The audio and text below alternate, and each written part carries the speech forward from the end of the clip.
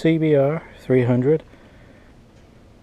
The grommet is a little bit too small, so cut it in half and then install over, making sure that you get as close to the weld as possible.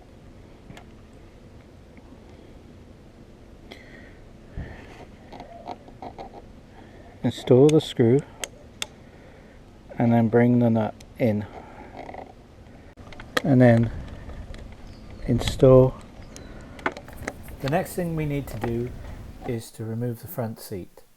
This is done by taking off the rear seat and then removing the two screws that hold the seat in place, and then simply pulling it out. Now that the seat is removed, you have access to the battery.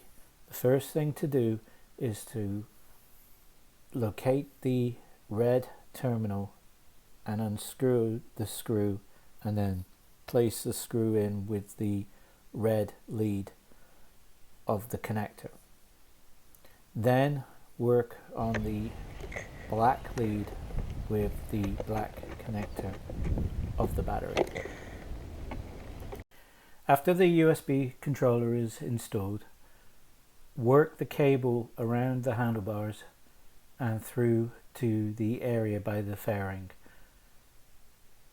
The trick here is to get a flexible wire, maybe a coat hanger or something, behind the fairing from the right hand side to reach out to the cable and then connect that and pull it through. Just remove the screw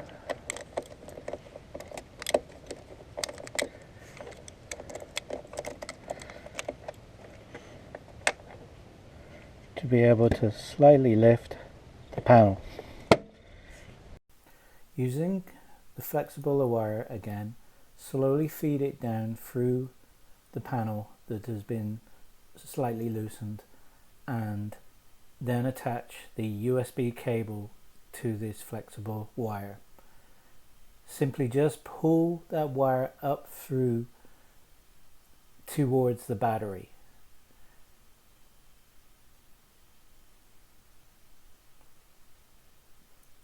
Then reinstall the screw for that panel and tighten. Once that's done, you can connect the battery connector to the USB connector, install the seat, install the screws back into position for the seat, and then install the rear seat. One of the features that I like about it is that it has the voltage display on it for the battery, which also acts as a reminder when you turn the engine off that the USB also has to be turned off with a switch. In this setup here, I've got it connected to a Garmin that's on a stem lock that I showed how to install in a other video.